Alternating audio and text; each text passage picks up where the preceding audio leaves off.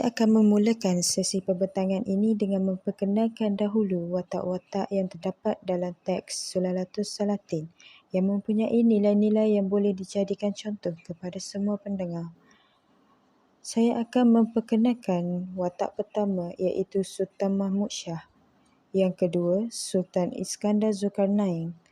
Seterusnya, Tun Perak, Maulana Abu Bakar, Hang Tuah dan akhir sekali Raja Kecil Besar. Nilai kemanusiaan dalam Sulalatus Salatin. Kemanusiaan bermaksud hal-hal mengenai manusia atau sifat-sifat manusia. Sifat-sifat manusia itu meliputi hal-hal yang baik dan murni, iaitu sifat yang dituntut sebagai suatu yang seharusnya dimiliki oleh seorang yang bernama manusia kerana kelebihan kejadian sifat manusia yang dianugerah akal dan budi di samping nafsu. Kemanusiaan juga dilihat dari sifat-sifat yang berlawanan atau bertentangan atau sesuatu yang jahat dan buruk.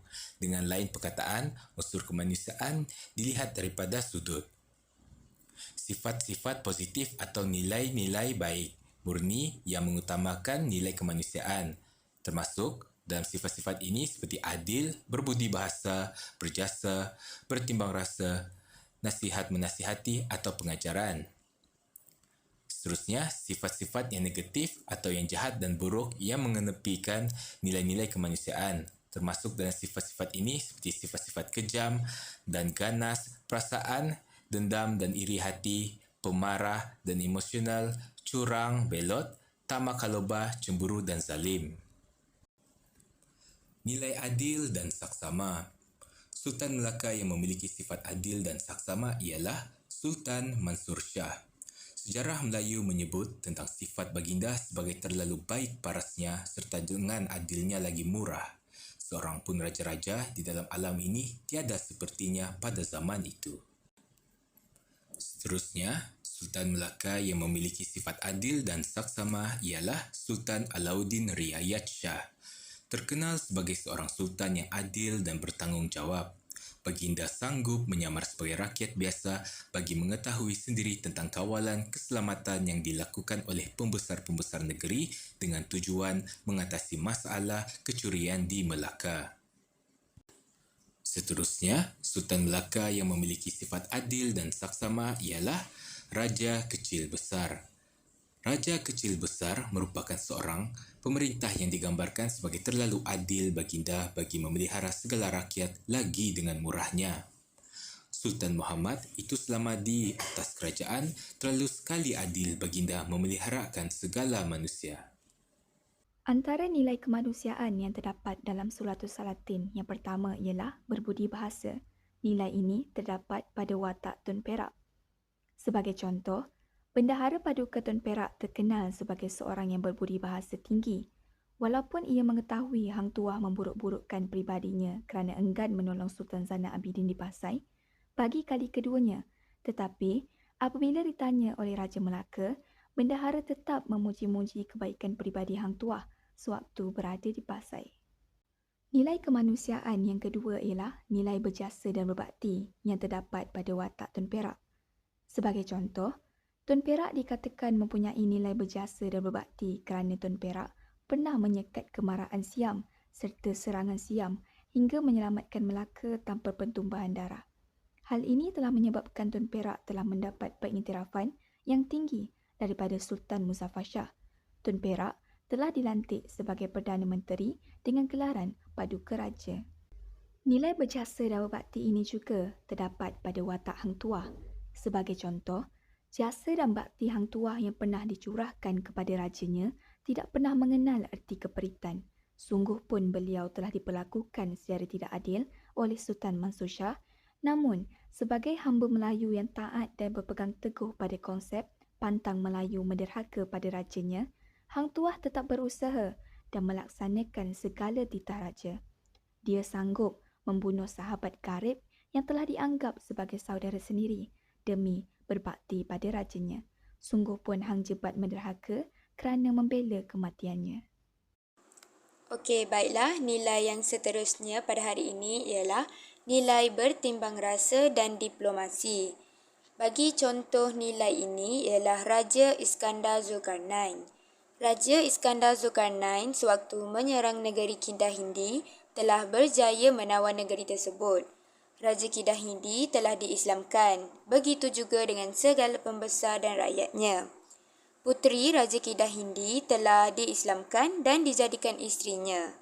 Tindakan Raja Iskandar jelas mengandungi nilai-nilai kemanusiaan yang sangat mulia kerana pada kebiasaannya dalam peperangan, negeri yang kalah bermakna rajanya terpaksa turun tahta.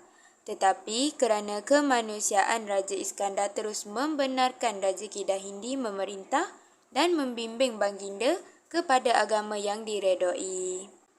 Okey, nilai bertimbang rasa ini juga dapat dilihat pada Sultan Mahmud Shah. Okey, di waktu usianya semakin bertambah, baginda telah insaf dan timbul kesedaran bahawa sesuatu tindakan atau keputusan yang akan dibuat seharusnya mendapat persetujuan hasil daripada muafakat dan perbincangan. Sebab itulah apabila mengetahui bahawa anak kandanya Raja Ahmad mengenepikan menteri-menteri yang tua, Sultan Mahmud bertindak membunuh anak kandanya.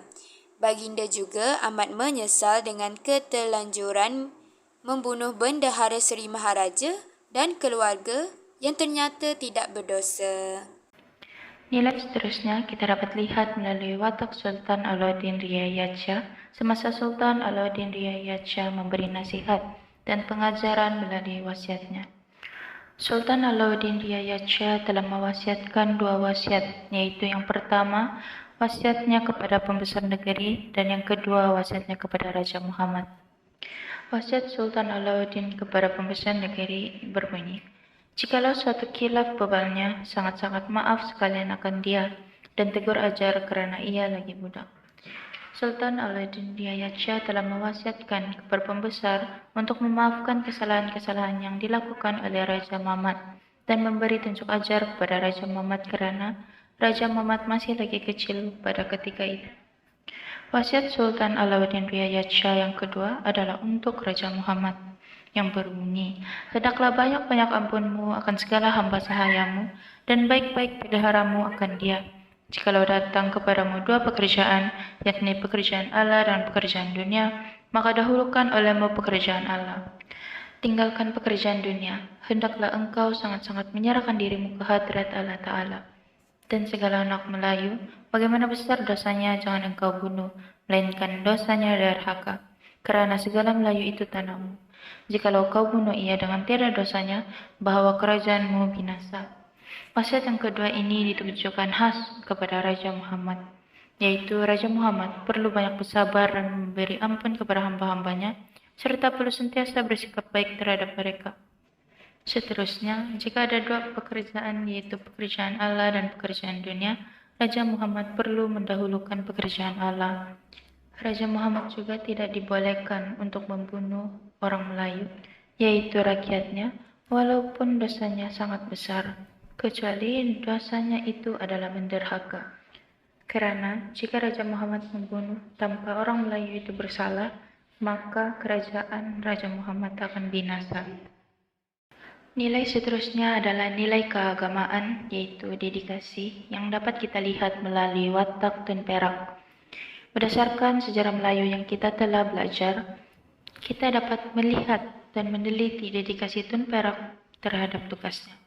Walaupun pada awalnya Tun Perak hanya seorang yang berjawatan penghulu di Kelang, tetapi beliau telah menunjukkan dedikasi yang tinggi terhadap tugasnya. Walaupun Kelang jauh daripada kota Melaka, beliau dengan bersungguh-sungguh mematahkan serangan Siam.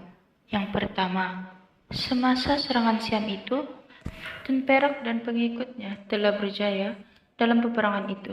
Dedikasi beliau dapat dilihat apabila beliau bertindak mengarahkan angkatan tenteranya membawa anak dan istri mereka. Kehadiran anak dan istri ini telah menjadikan angkatan Melaka berperang dengan bersungguh-sungguh.